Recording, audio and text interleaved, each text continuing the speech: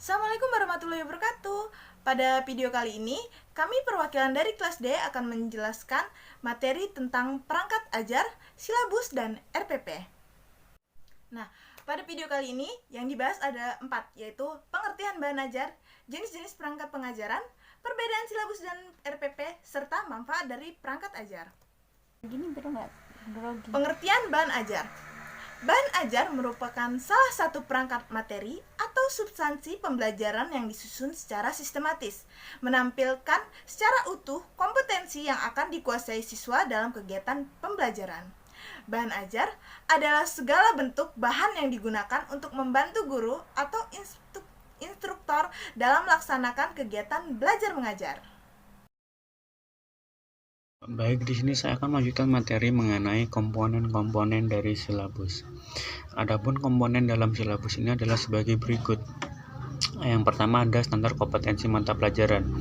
Nah, standar kompetensi mata pelajaran ini adalah batas dan arah kemampuan yang harus dimiliki dan dapat dilakukan oleh peserta didik setelah mengikuti proses pembelajaran dari suatu mata pelajaran tertentu.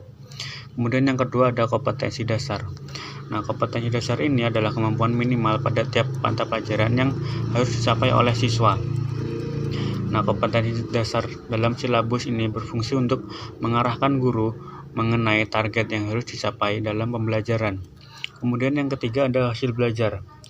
Nah, hasil belajar ini adalah kemampuan siswa yang memenuhi suatu tahapan pencapaian pengalaman belajar dalam suatu kompetensi dasar. Kemudian yang keempat ada indikator hasil belajar. Indikator hasil belajar ini adalah ciri penanda capaian kompetensi dasar. Indikator dalam silabus berfungsi sebagai tanda-tanda yang menunjukkan terjadinya perubahan perilaku pada diri siswa. Kemudian ada materi pokok. Materi pokok ini adalah pokok-pokok materi yang harus dipelajari oleh siswa sebagai sarana pencapaian kompetensi dasar dan yang akan dinilai dengan menggunakan instrumen penilaian yang disusun berdasarkan indikator penilaian belajar. Kemudian yang keenam ada kegiatan pembelajaran. Kegiatan pembelajaran ini adalah bentuk atau pola umum kegiatan pembelajaran yang akan dilaksanakan. Nah, strategi pembelajaran ini meliputi kegiatan tatap muka dan non-tatap muka atau pengalaman belajar. Kemudian yang ketujuh ada alokasi waktu. Alokasi waktu ini adalah waktu yang diperlukan untuk menguasai masing-masing kompetensi dasar. Kemudian yang kedelapan ada adanya penilaian. Nah, penilaian ini adalah bentuk dari instrumen yang digunakan untuk mengetahui atau mengukur keberhasilan siswa dalam belajar. Kemudian yang kesembilan ada sarana dan sumber belajar. Sarana dan sumber belajar ini adalah sarana dan sumber belajar yang digunakan dalam proses mengajar. Di sini saya akan melanjutkan pembahasan mengenai prinsip pengembangan silabus. Prinsip pengembangan silabus itu terdiri dari ilmiah, relevan, sistematis, konsistensi, memadai, aktual dan kontekstual, fleksibel dan menyeluruh. Yang pertama ada ilmiah. Yang dimaksud dengan ilmiah itu yaitu keseluruhan materi dan kegiatan yang menjadi muatan dalam silabus harus benar dan dapat dipertanggungjawabkan secara keilmuan. Prinsip yang kedua yaitu ada relevan. Prinsip ini mendasari pengembangan silabus baik dalam pemilihan materi pembelajaran, strategi, dan pendekatan dalam kegiatan pembelajaran.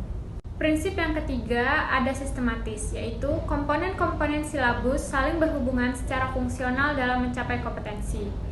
Standar kompetensi dan kompetensi dasar merupakan acuan utama dalam pengembangan silabus. Prinsip yang keempat ada konsistensi, yaitu pemilihan materi pembelajaran, penetapan strategi dan pendekatan dalam kegiatan pembelajaran, dan lain-lain, semata-mata diarahkan pada pencapaian KD dalam rangka pencapaian SK. Prinsip yang kelima yaitu memadai. Dengan prinsip ini, maka tuntutan kompetensi harus dapat terpenuhi dengan pengembangan materi pembelajaran dan kegiatan pembelajaran yang dikembangkan.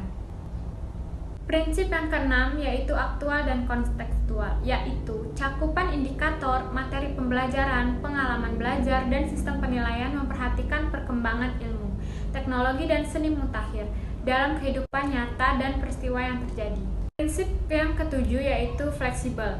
Fleksibilitas silabus ini memungkinkan pengembangan dan penyesuaian silabus dengan kondisi dan kebutuhan masyarakat. Prinsip yang kedelapan yaitu menyeluruh.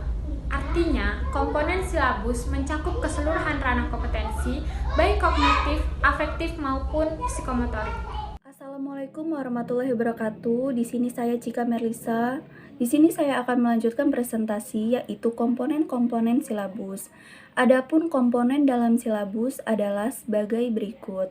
Yang pertama, adanya standar kompetensi mata pelajaran.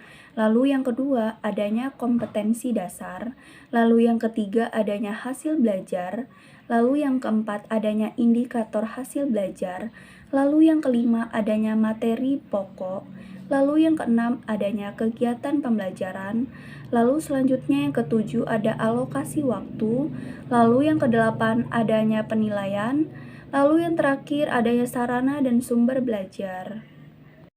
Lalu selanjutnya di sini ada tahap-tahap pengembangan silabus. Tahap-tahapnya itu terdiri dari 7, yaitu tahap pertama, mengkaji standar kompetensi dan kompetensi dasar. Tahap kedua, mengidentifikasi materi pokok.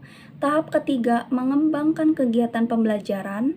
Tahap keempat, merumuskan indikator pencapaian kompetensi. Tahap kelima, menentukan jenis penilaian. Tahap keenam, menentukan alokasi waktu. Lalu tahap yang terakhir, tahap yang ketujuh yaitu menentukan sumber belajar. Terima kasih, baiklah saya akan melanjutkan presentasi dari rekan saya sebelumnya. Di sini saya akan menjelaskan mengenai rencana pelaksanaan pembelajaran atau yang biasa disebut dengan RPP. RPP itu pengertiannya menurut Permendikbud nomor 65 tahun 2003 tentang standar proses rencana pelaksanaan pembelajaran atau RPP merupakan suatu rencana kegiatan pembelajaran tatap muka untuk satu pertemuan atau lebih.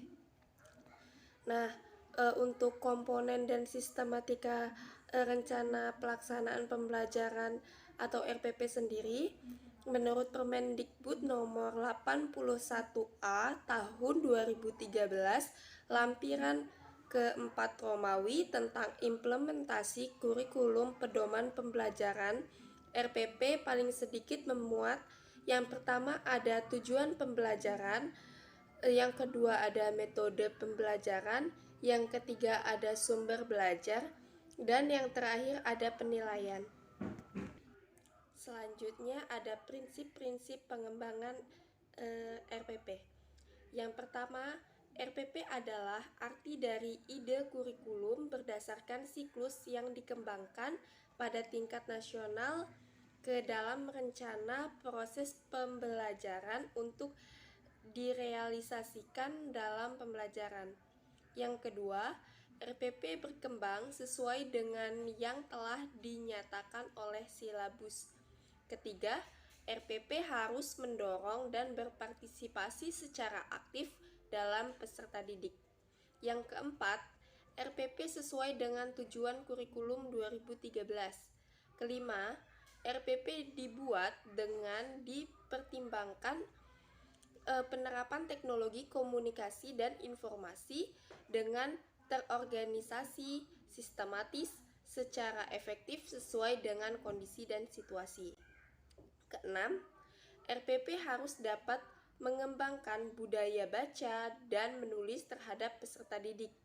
Ketujuh, RPP dirancang untuk mengembangkan kegemaran membaca, pemahaman beragam bacaan, serta berekspresi dalam bentuk tulisan. Kedelapan, RPP memiliki rancangan program pemberian umpan balik positif, remedi, penguatan, umpan balik, serta pengayaan.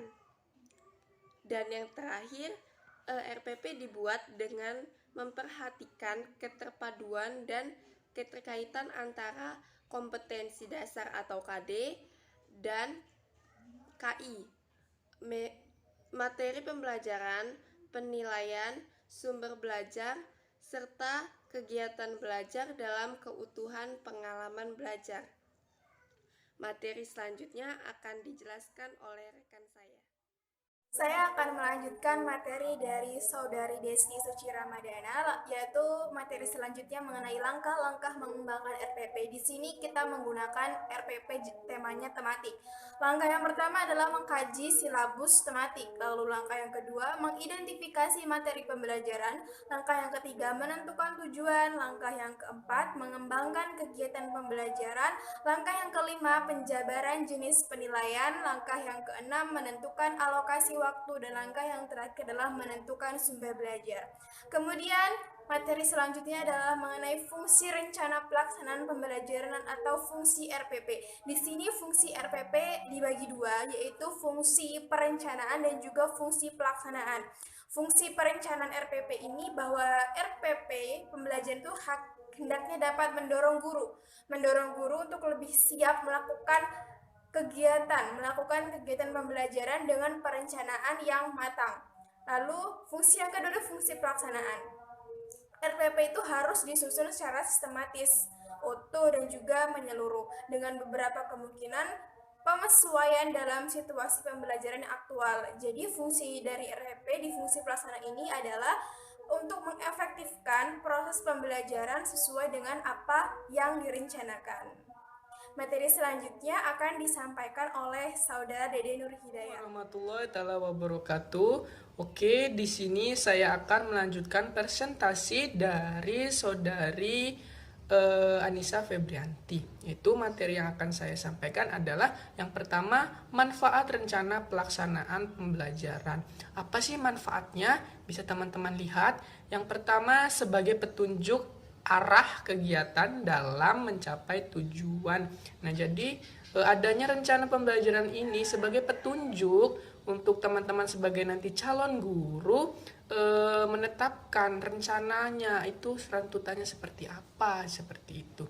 Kemudian yang kedua, sebagai pedoman kerja bagi setiap unsur, baik itu guru maupun siswanya. Jadi adanya rencana ini dijadikan guru itu sebagai pedoman. Jadi tidak asal ketika kita mengajar, jadi ada namanya pedoman untuk tercapainya suatu tujuan dari pembelajaran tersebut. Yang ketiga, sebagai alat ukur efektif atau tidaknya suatu pekerjaan atau pembelajaran di sekolah. Nah, pasti jadi rencana ini digunakan untuk mengevaluasi. Misalkan pelajaran yang kita sampaikan, metode yang kita berikan itu tepat atau tidak bagi murid yang kita ajar nantinya. Kemudian yang keempat, sebagai bahan penyusun data agar terjadi keseimbangan kerja. Jadi adanya rencana ini kita runtutkan dulu agar ketika kita mengajar itu tidak loncat-loncat, jadinya nanti menimbulkan kebingungan dari siswanya. Kemudian yang kelima, perencanaan pembelajaran dibuat untuk menghemat waktu, tenaga, alat, dan juga biaya. Nah, karena sudah disusun, jadi tidak bingung lagi, sehingga mempersingkat, memperhemat waktu, tenaga, dan juga pikiran biasanya ya di dalam kita nantinya mengajar. Yang terakhir, sebagai pola dasar dalam mengatur tugas dan wewenang bagi setiap unsur yang terlibat di dalam kegiatan. Nah, kemudian kita masuk pada materi cara pengembangan RPP. Nah, apa sih cara pengembangannya, seperti apa? Bisa teman-teman lihat ya. Yang pertama, mengisi kolom identitas. Nah, kolom identitas ini seperti apa? Ada seperti nama, kelas, dan juga mata pelajaran apa dan alokasi waktunya. Nah, kemudian menentukan alokasi waktu yang dibutuhkan untuk pertemuan yang telah ditetapkan. Jadi setelah kita mengisi data identitas, nah kita juga mengisi alokasi waktu. Misalkan pelajaran IPA yang kita berikan nanti di sekolah itu alokasinya tuh berapa lama? 1 minggu misalnya, seperti itu.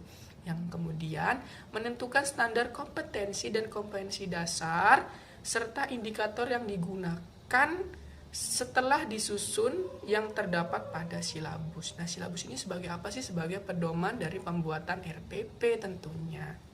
Kemudian merumuskan tujuan pembelajaran berdasarkan SK standar kompetensi, dan juga KD, kompetensi dasar, serta indikator yang telah ditentukan. Jadi ketika kita memberikan RPP kepada murid kita, ini tujuannya untuk apa sih?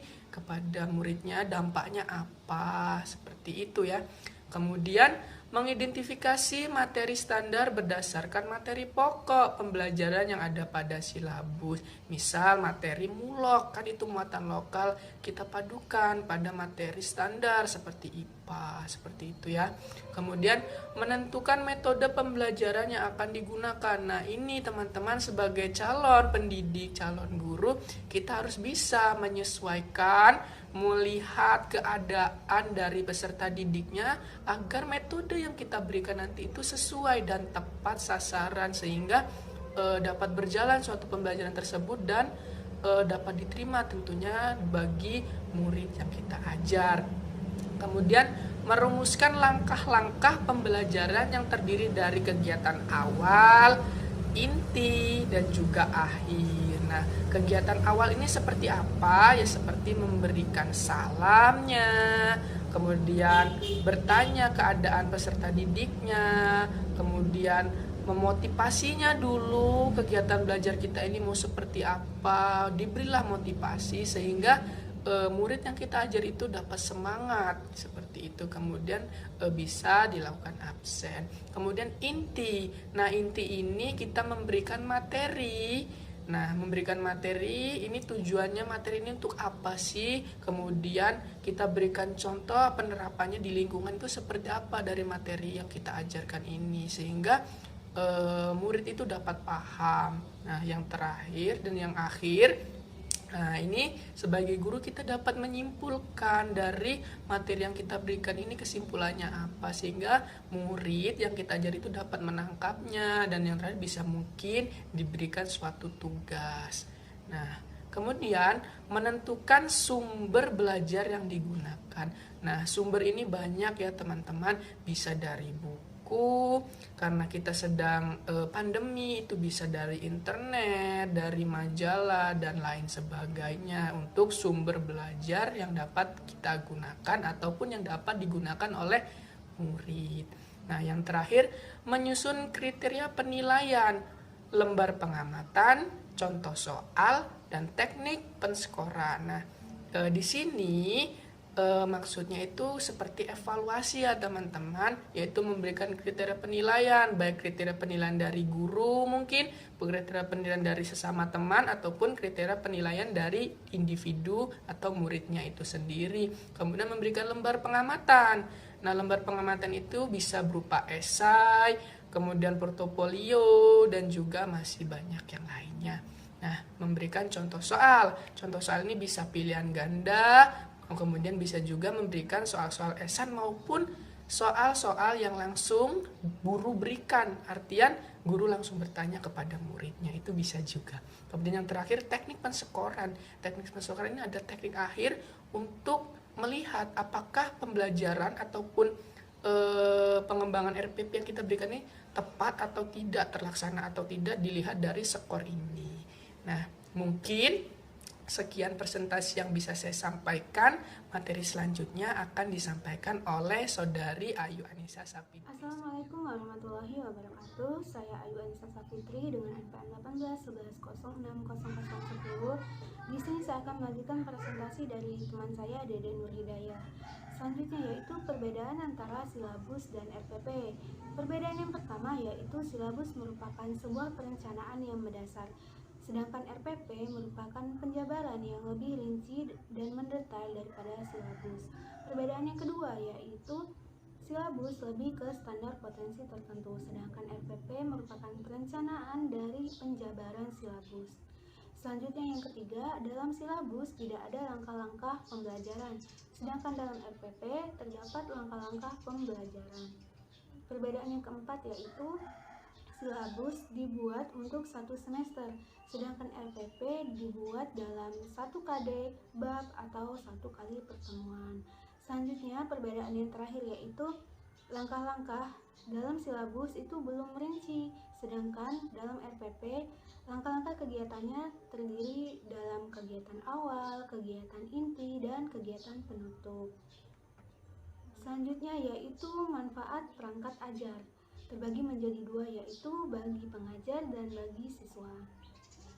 Manfaat perangkat ajar bagi pengajar yang pertama yaitu beban tugas mengajar akan berkurang bila dapat memanfaatkan alat bantu tersebut dalam memberikan pelatihan.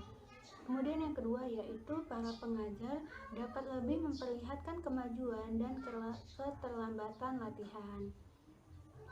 Kemudian manfaat perangkat ajar bagi siswa. Yang pertama yaitu memungkinkan siswa latihan dapat belajar sesuai dengan kecepatan dan kemampuannya. Kemudian yang kedua yaitu para siswa dapat mengakses seluruh dalam mencari informasi yang ingin diketahuinya. Kemudian yang ketiga yaitu siswa akan lebih aktif dalam proses pelatihan. Dan yang terakhir yaitu dengan menggunakan komputer, para siswa tersebut dapat termotivasi dengan menggunakan umpan balik yang tepat. Demikian presentasi yang dapat saya sampaikan. Materi selanjutnya akan disampaikan oleh... Baiklah, di sini saya akan menjelaskan tentang manfaat perangkat ajar. Manfaat perangkat ajar secara umum. Yang pertama yaitu perangkat pembelajaran sebagai panduan. Apa sih yang dimaksud sebagai panduan? Artinya perangkat pembelajaran memberi panduan apa yang harus dilakukan seorang guru di dalam kelas. Nah, selanjutnya yang kedua yaitu manfaatnya perangkat pembelajaran sebagai tolak ukur. Nah, di sini dimaksudkan yaitu bahwa seorang guru yang profesional harus mampu melakukan evaluasi pada proses pembelajaran yang dilakukan dengan membandingkan hasil yang diharapkan dengan hasil yang didapatkan dalam pembelajaran. Selanjutnya, manfaat perangkat ajar secara umum yaitu perangkat pembelajaran sebagai peningkatan profesionalisme. Nah, artinya bahwa seorang guru harus menggunakan dan mengembangkan perangkat pembelajaran semaksimal mungkin. Kemudian manfaat perangkat ajar secara umum yang terakhir yaitu perangkat pembelajaran mempermudah seorang guru dalam membantu proses fasilitasi pembelajaran.